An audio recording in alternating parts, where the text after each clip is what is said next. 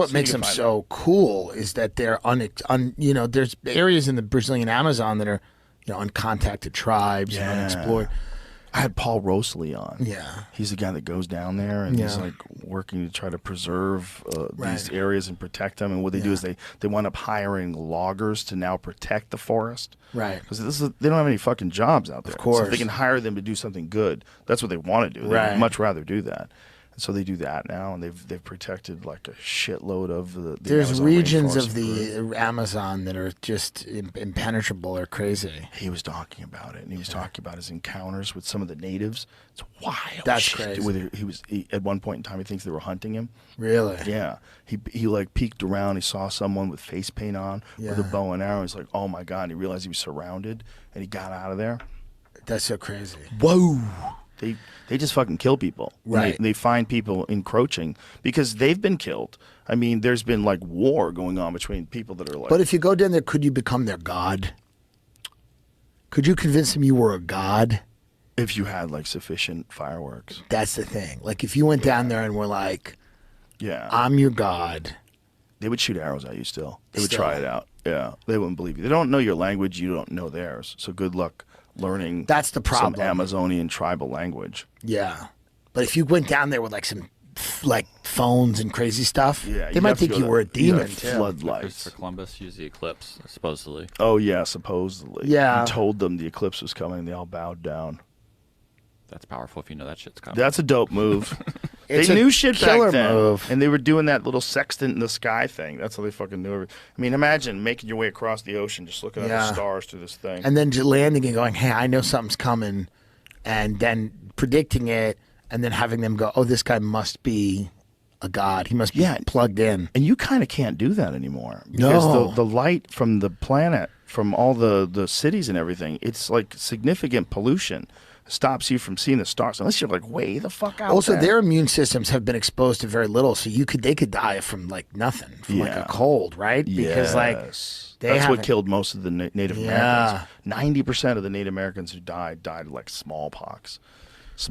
So it wasn't us. No, that's what got them stuck. But didn't we give them blankets of smallpox? Marine worms got them stuck. That? I don't want to. In 1504, Christopher Columbus, on his fourth transatlantic voyage, had been stranded with his men on the north coast of Jamaica. Their last two ships riddled with marine worms. So marine worms are worms that eat wood. So they eat through boats. So having said a small party of Spanish occupied Hispaniola, 100 miles to the east, paddling canoes hewn from local timber. Yeah, they awaited rescue, but their food had run out, and the Jamaicans who had been pleased to provide provision them when they first arrived had tired of the trinkets the Spaniards could offer in exchange.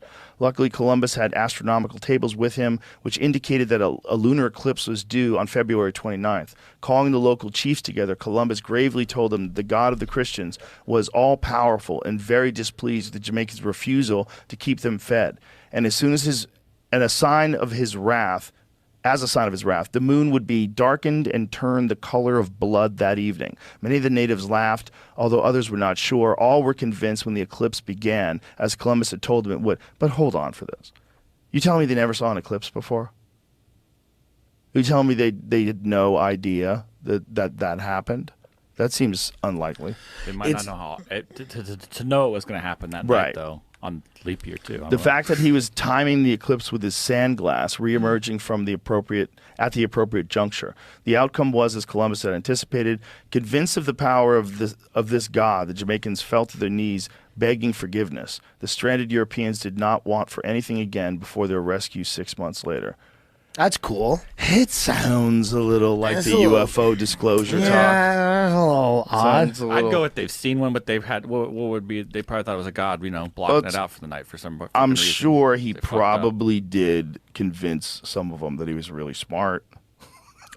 Yeah, I'm sure. He should probably be the leader. He knows when the eclipses are coming. I've always wanted to see that area, but I'm not going to do it now. I just want that's always interested me, that type of the Amazon, that area. Oh, the Amazon's got to be amazing. It's got to be amazing, right? It's got to be amazing. Really cool wildlife down there and beautiful the flora and fauna. It's crazy. It's like, but I just, there's a lot of, that's where you get a lot of disease carrying mosquitoes. He said he saw a jaguar walk right by him. How far away did you say that Jaguar was? How beautiful, probably.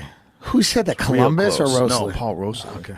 How Columbus said, I saw a Jaguar walk right by me.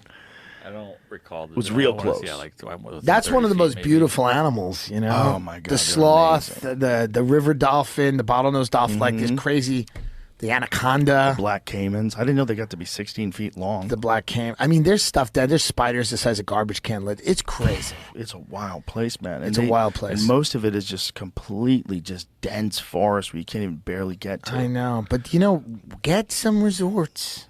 Get people to work. They tried to do that in the Congo. And what happened? People tried to live the fucking. They went nuts. The arrows came in. The jungle ate them. The jungle eats you. It's just too much. You can't just. The It'll Congo grow around everything. Yeah. I still believe in the power of the four seasons. Like if they went in there and just slashed and burned, you got to do a burn. A big one. You got to do a big burn. You got to burn several acres of the rainforest. A lot of concrete. I do think that's steel water. We're gonna have to start moving in that direction. Steel water. Oh, Make a giant golf course. Giant golf course. You want a golf course? Those Madison Club properties. He should do. He should do Anaconda. Yeah. Where's that? But people would pay to see Brazil. that. Oh my God. Now, what if it had drinks on it with a tray with drinks?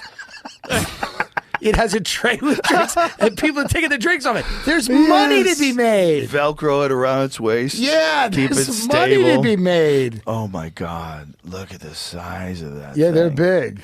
That thing is enormous.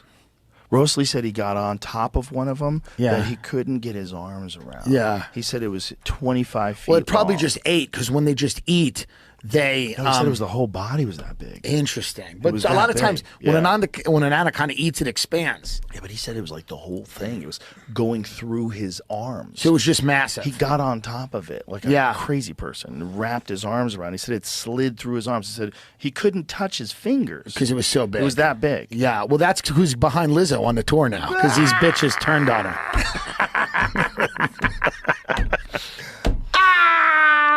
There it is, Lizzo. Oh, Lizzo. God bless her. Yeah, man. I mean, that's the business she's in. People turn. Yeah. They turn. It's life. Well, it's also she's a part of that outreach business. She's a part of that. When you're in the machine, yeah. She made her money. She made her money.